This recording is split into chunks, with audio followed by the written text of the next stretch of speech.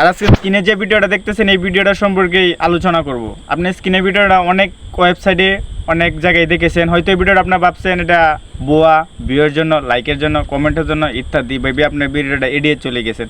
আসলে বিষয়টা এমনই না, বিষয়টা হলো এটা সত্য, চিরন্তন সত্য। এই ঘটনাটা হয়েছে, এই ঘটনাটা হয়েছে আপনার ইন্দোনেশিয়া, আমাদের এশিয়া মহাদেশে নয়, এশিয়া মহাদেশের বাহিরে হয়েছে ইন্দোনেশিয়া। এটা আসলে একটা পাপের ফল। এই বিষয়টা হয়েছে আপনার প্রেমিক প্রেমিকা, তো এটা আমরা সকলেই চিনি। এই বিষয়টা প্রেমিক প্রেমিকাও না, এটা আপনার পরকীয়ায় লিপ্ত ছিল। আমি যতটুকু জেনেছি আপনাদেরকে এটাই জানাবো, ভিডিওটা স্ক্রিনে ভালো করে লক্ষ্য করুন। ছেলেটা একটা বিয়ে করেছিল, আর বিয়ে করার সাথে সাথে, বিয়ে করার আগের থেকেই তাদের রিলেশান ছিল মেয়েদের সাথে। তারা মেয়ে দেখা করতে যায় ছেলের বাড়িতে, দেখা করতে গিয়ে তাদের যৌন মিলন অবস্থায় তারা আটকেই পড়ে। আপনার ভিডিওটা স্ক্রিনে ভালো করে লক্ষ্য করুন। আটকা পড়ার পরে তারা কোনো কিছু বলে না, এক রুমের মধ্যে তারা একদিন অফ ছিল। অফ থাকার পরে তাদের যখন খোঁজাখুঁজি হচ্ছে, কেউ খুঁজে পাচ্ছে না, তখন তারা রুম একজনকে কুলে নিয়ে একজন রুম খুলছে আয়সা। খোলার পরে বিষয়টা সবাই দেখে, জানাজানি হয়। জানাজানির পর আপনার কি করব, হয়ে গেছে, আল্লাহ পাপের ফল দিল। পরে তারা আপনার ইত্যাদি কবিরাজ, ডক্টর, যত কিছু আছে তাদের দেশে এবং দেশের বাহির থেকেও তারা কবিরাজ নিছে। আপনার স্ক্রিনে ভিডিওটা লক্ষ্য করুন, এক কবিরাজে দেখেন যারা পিটা করতেছে।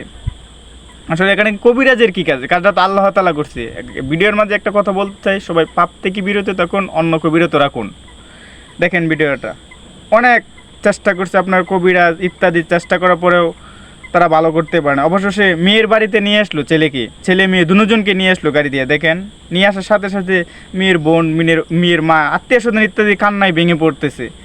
দেখেন অবশেষে মেয়ের বাড়িতে অনেক এমবিবিএস, অনেক জানেছ ওদের দেশে অনেক বড় বড় ডাক্তার, লয়ারিটি জন্ম হয়। ওর ডাক্তার নিয়ে আসছে, ডাক্তারে দেখেই বলতেছে ওটা বাঁচানো পসিবল না। আজকে 2 দিন যেহেতু হয়ে গেছে, ওটাকে আপনার মাছ দিয়ে কেটে ফেলতে হবে, পুরো সঙ্গ কেটে ফেলতে হবে, তারপর যদি বাঁচানো পসিবল হয়।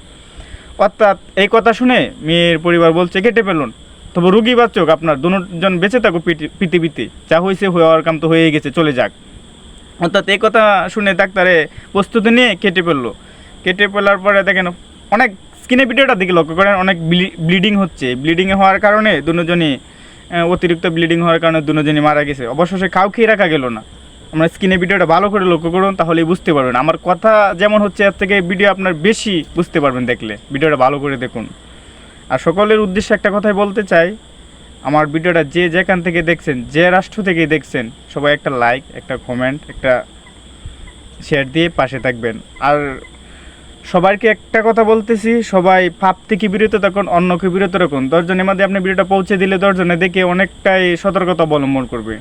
আর যারা এখনও পরকীয়ায় লিপ্ত, হারাম রিলেশনে লিপ্ত, আল্লাহর দোহাই দিয়ে বলছি, ওরা সবাই এইসব রিলেশন থেকে ভাই বেরিয়ে আসুন। দেখেন আজকে ওনাদের সাথে ঘটনাটা ঘটতে পারছে, কালকে দিয়ে আমাদের সাথে হবে না, এটা কোনো গ্যারেন্টি আছে?